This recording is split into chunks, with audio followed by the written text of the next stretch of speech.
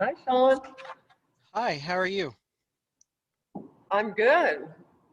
Had to get myself together here. All right, let's kick this off. Okay. All right, everybody, welcome to the informational forum with the Lieutenant Governor. Thanks for coming on, and um, thank you, Lieutenant Governor, for coming and doing this. Oh, So the floor is yours. well, thank you, Sean. I think we were supposed to do this in April, weren't we? And then Yeah. and then the session ended up getting in the way. So I am thrilled to be with you today. And it was a really good session. So we are glad that it turned out the way it did. But let me back up a little, if I may. It's interesting, Sean, that when I first got involved in government, and I was a local county auditor and county commissioner down in the Evansville area, and at that time, the state really wasn't in a very fiscally sound position.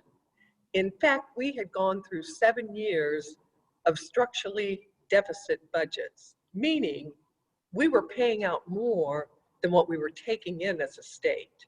And in fact, it got so bad that Indiana couldn't make payments to schools, universities, and governments on time because we didn't have enough money to pay our bills and pay them.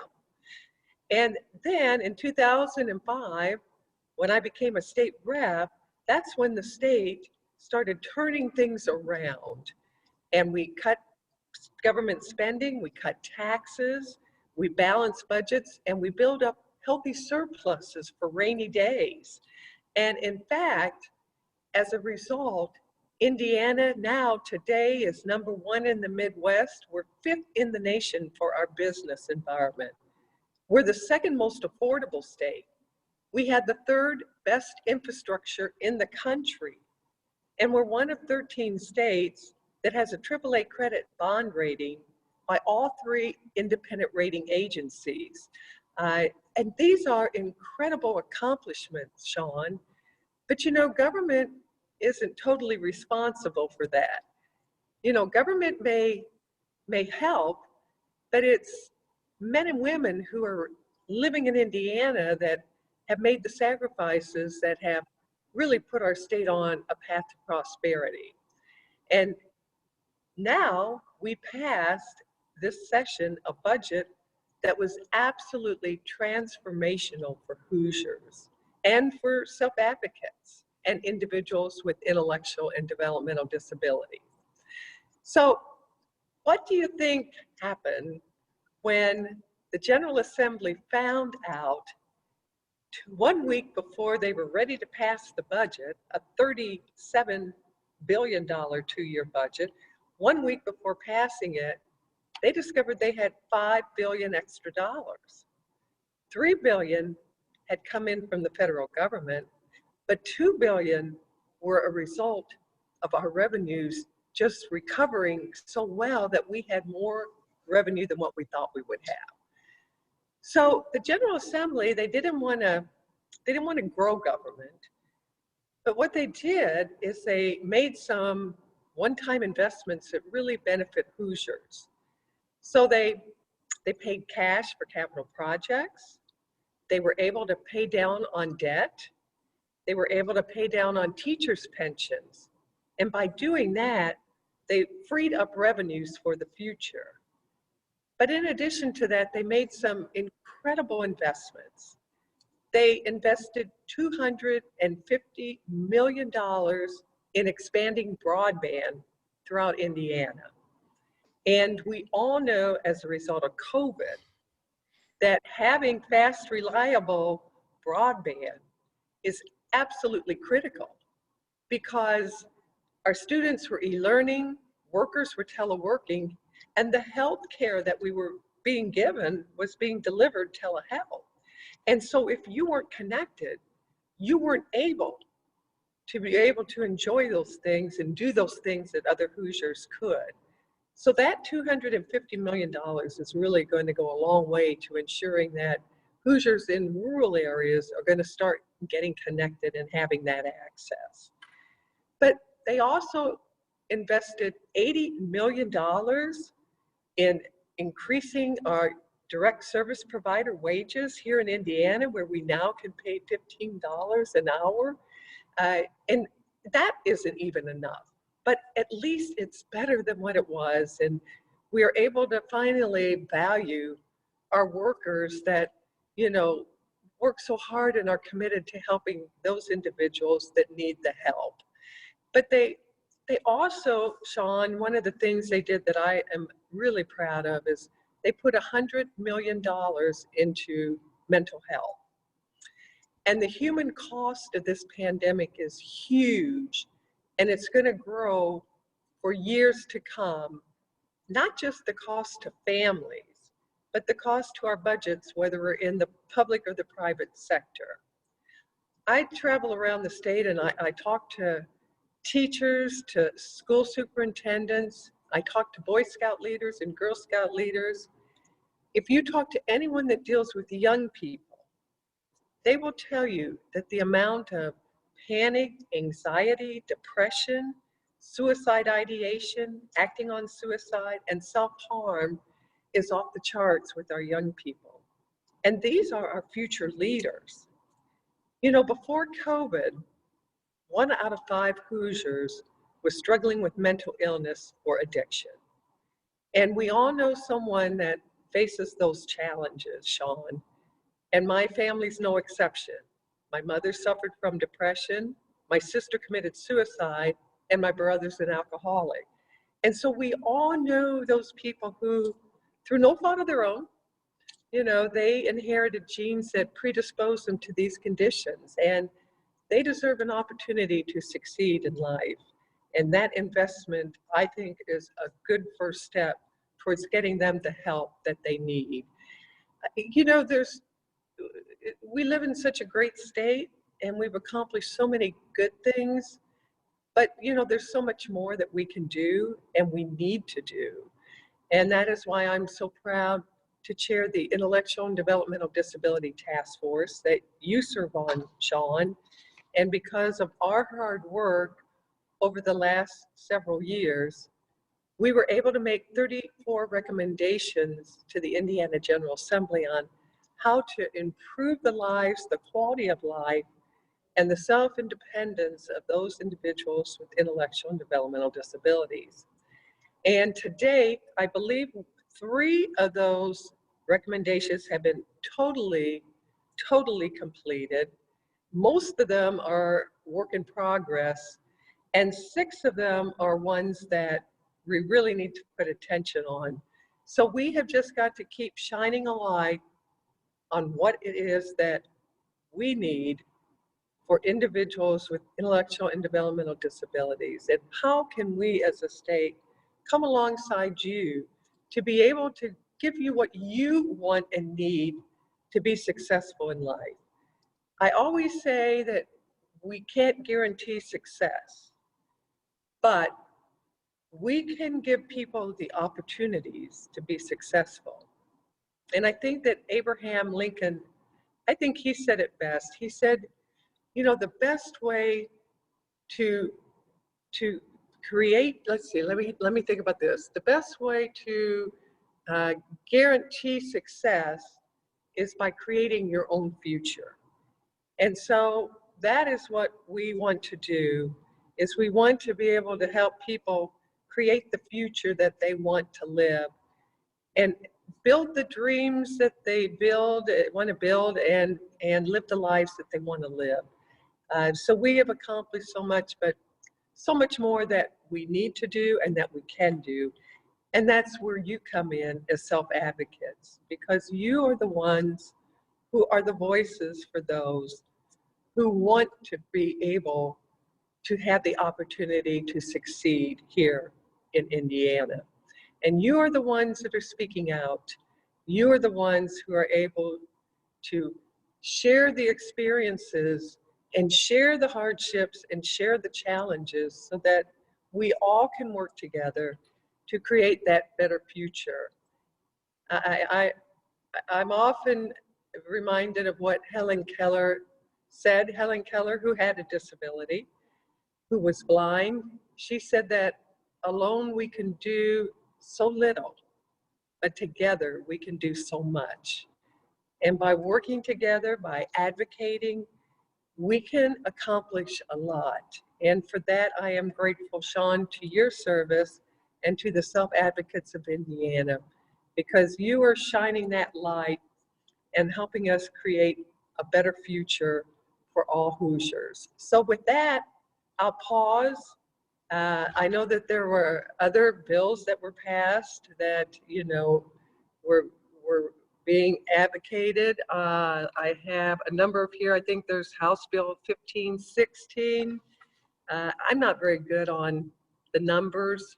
So that has the ABA therapy professionals. And then Senate Bill 276, which extended the powers of guardians. And then Senate Bill 259, which prohibits DCS from discriminating against parents with a disability.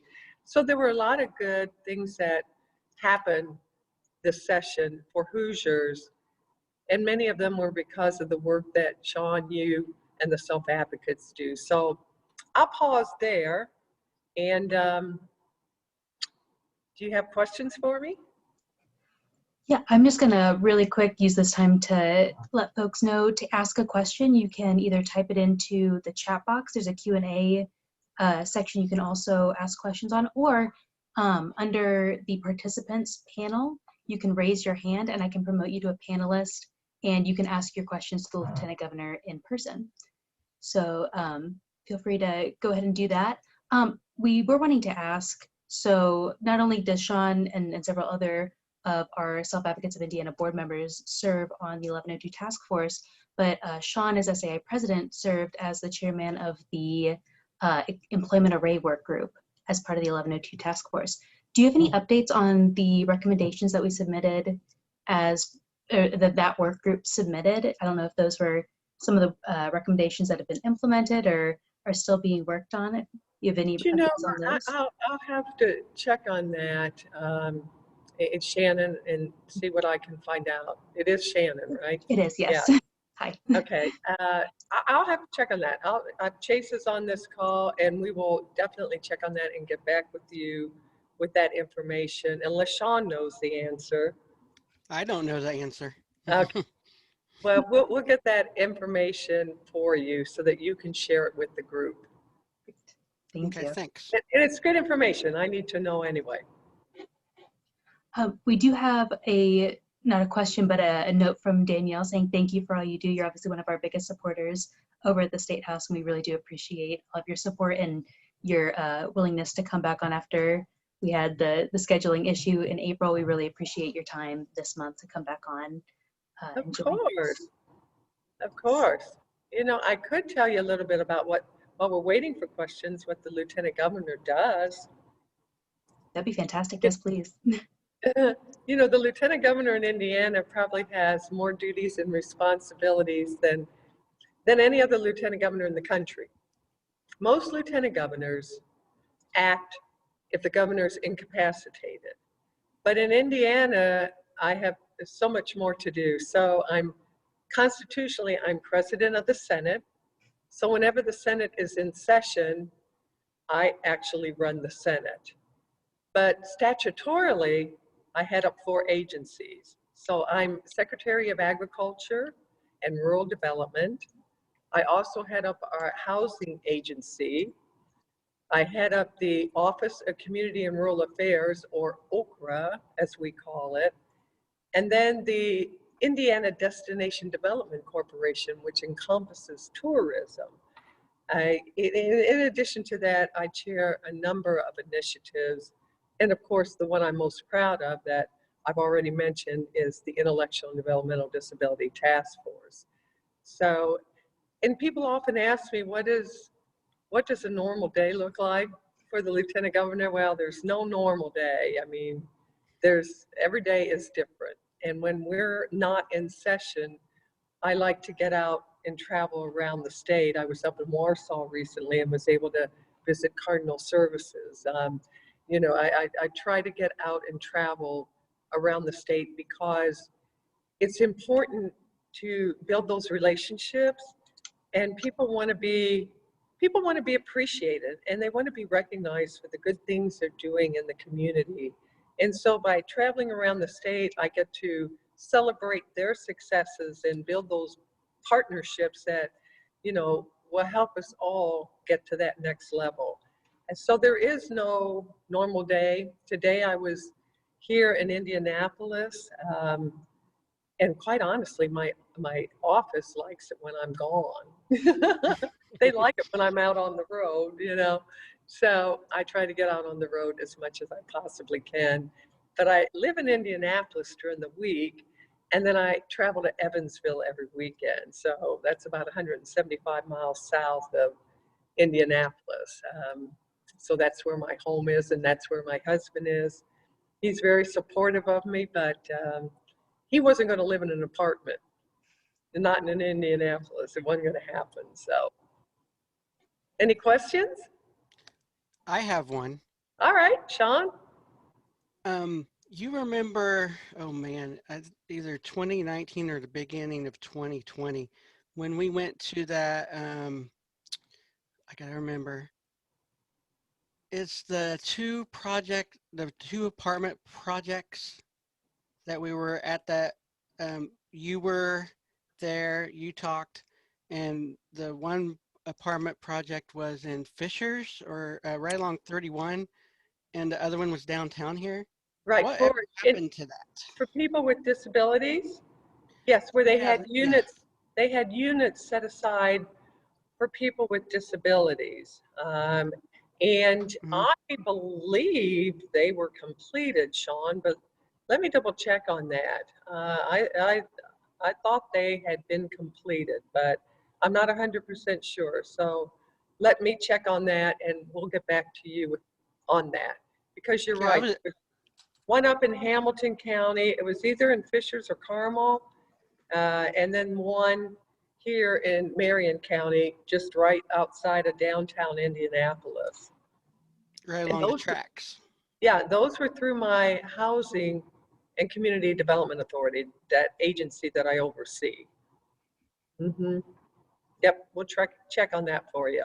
Yeah, I was just wondering how that went.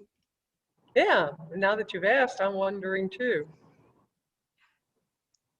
So session is done. Session ended in, oh, I'm sorry, actually, we're going to take this question question from Erin really quickly. It takes a minute to transfer her up to a panelist, so bear with. Okay.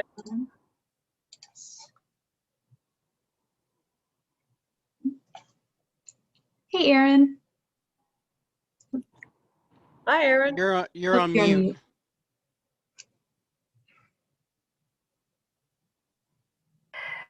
Sorry about that. I'm Lieutenant Governor Susan Crouch. I was wondering, since we're over the whole somewhat pandemic of the COVID, but there's a new phase coming out, do you see the state of Indiana going in a lockdown? And also, since there's a big turnover in DSPs, and I know that Governor Eric Holcomb had signed, a bill for unemployment.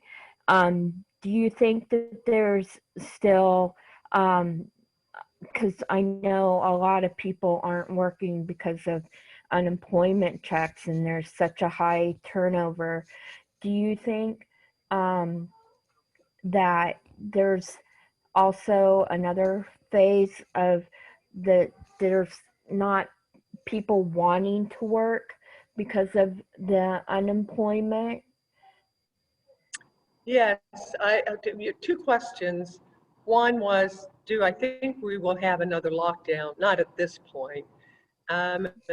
You know, what we learned through COVID was that 97% of the hospitalizations and the deaths came from Hoosiers over the age of 50. And that is why when we started doing the vaccinations, we started on the elderly and we just kept dropping the age down because we knew if we could get that population vaccinated, we would reduce the hospitalizations and the fatalities drastically. And that, in fact, is what happened. I know that as soon as I could get my shot, I got it because I was tired of worrying. I mean, I was just tired of living my life in fear. And so at this point in time, while the Delta variant is out there and we are seeing an uptick in the cases, they are among those that are unvaccinated. But most of the people that are unvaccinated are not that very, very vulnerable group. So, hopefully we won't be in a position in the future where we have to do a lockdown, okay? But as the governor has shared many times, we have made our decisions based upon data and what is actually happening. So we monitor that daily.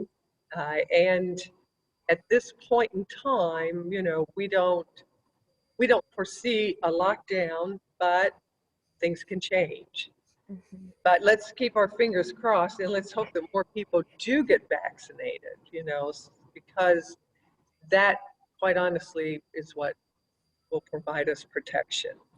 And your second question was about the turnover with the DSPs and the unemployment, the federal unemployment benefits that are being paid, and that we hear from workers, from employers all the time that they can't get people to work because people either can make more through the benefits that they're getting by staying at home, or some people don't make as much, but they like staying at home.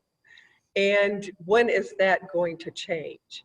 Well, Governor Holcomb ended our participation in the federal unemployment benefits effective June 19th, and we got sued. And it ended up going to the Court of Appeals, and they sided with the lower court and said we couldn't deny those unemployment benefits. It's my understanding there's something in the way our law is written that doesn't allow us to do that. Now, does that mean we'll have a legislative change next session? Probably. But in the meantime, we don't have the option of cutting them off. Therefore, we're going to have to continue to allow them to be paid. So that creates that challenge. What we know in Indiana is we have currently 120,000 jobs that are unfilled. People can't get workers. That's what we know about. I suspect that number is much, much higher. So, we're in this catch-22 position where there are people in some industries, that really have not been able to get their jobs restored. But if you look at, and if you travel in any city, any town in Indiana, there will be more for hire signs than you can possibly count. So, and that's not just in Indiana. We hear that in every state in the country.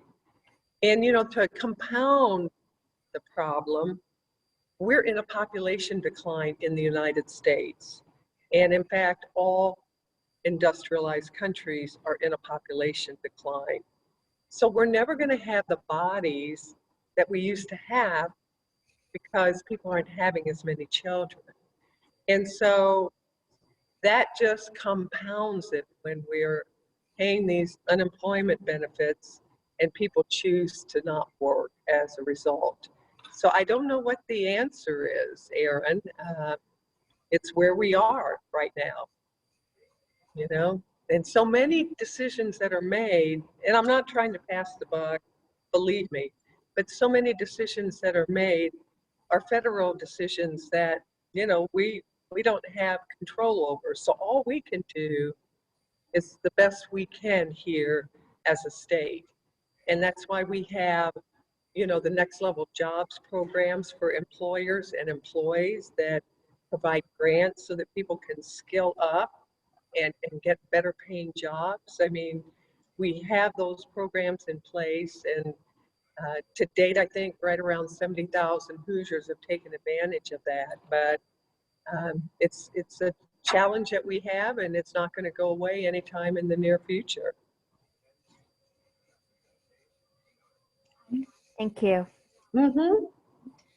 Thank you so much for your question, Erin. Oh, Going to, hey, Sean, I just got a note passed to me, and the question was, the North End project in Carmel is incomplete, but it's under construction. The Passage project, which is in Indianapolis, is also incomplete. So that's the answer to you asked about those two projects, and they currently are in construction but incomplete. Okay. thank you for that update. That was very timely. That was Well, really somebody in my office is listening to this and doing some research for me, so thank you. Well, I know we only have a couple more minutes of your time left, so I wanted to end with this question. Why should self-advocates stay in touch with their legislators and public Oh officials my goodness. when you're not in session? And how are some ways they can do Oh. that? Do you know what? That's a great question. And being a former state representative, I will tell you that you really don't get many contacts from your constituents, even when you're in session, but particularly when you're not in session. The reason it is so important for you as self-advocates to reach out to your senators and your state reps, not only when they're in session, but probably even more importantly, when they're not in session and they have more time, is it's all about relationships. And if you have a relationship with a senator or a state rep, and then you call them about an issue or a bill or a problem that you're having, they're going to be more inclined, because of the relationship that you have and them knowing you personally and knowing that you are in their district, they're going to be more inclined to be able to be an advocate for you.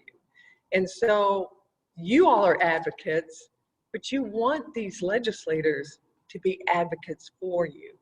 And that's why it's so important. Every one of you on this call needs to make it your job this summer, early fall, to contact your state reps and contact your senators, ask to have a meeting with them, either in person or virtually, so that you can share with them what your lives are like and what the lives of individuals with intellectual and developmental disabilities are like, and the things that they need to be doing to help you all. That is the most important thing you can do this summer and early fall. Each and every one of you, contact your senator, contact your state representative, and have that meeting with them. If it's virtual, then it's virtual, but get in front of them and let them hear from you about the things that are important to you. And I bet, Shannon, you all can provide for your self-advocates who their state reps and their state senators are. And tell them that Suzanne Crouch said to call them. You tell them that, because I have great relationships with all of them. And it's how I try to get things done. So call them up and say, you know, the Lieutenant Governor told me I should call you, that you're someone that needs to hear from me. All right. Thanks, Lieutenant Governor Crouch. I should just call you Susan, as many times as we've been around each other. You don't need to do all that other stuff. Thanks for your kind words about SAI. We still have a lot to go, and we're still going to keep going. We're not going to back down. So, No, that's right. You all, you know, you all have the power to really make a difference in other people's lives. And you know, sometimes I get so caught up in my own life and everything that I'm dealing with. And I forget that we're here for a blink of the eye and we're gone. And so while we're here, let's make a difference and let's try to help those people that maybe are a little less fortunate than we are. And that is what our responsibility, and that is the opportunity we have. And that is what you all are doing, Sean. So thank you, and God bless you for what you do every single day. Thanks. You're welcome. And thanks for coming to our issues forum. You bet. You know, thank you all. And, you know, anything you ever need or want, you be sure and reach out to me. And I'm sure I'll see you at our next IDD task force meeting, if not before. I'm sure to be before. I hope so. Take care. All right, you too. Thank you. Bye-bye. Thank you to Okay. everyone who attended our monthly issues forum. Be sure to keep an eye on our website, the saind.org, Self Advocates of Indiana website, where we'll have information on upcoming issues forums. I know in August we will be talking with some folks from the Arc of Indiana Master Trust, which is a trust you can put extra money in so you can save money while still maintaining your benefits. So for more information on that and to register, be sure to check our Facebook page and our events page of our website. Thank you so much for coming, and we'll see you all soon. Bye, everybody. Thanks for coming.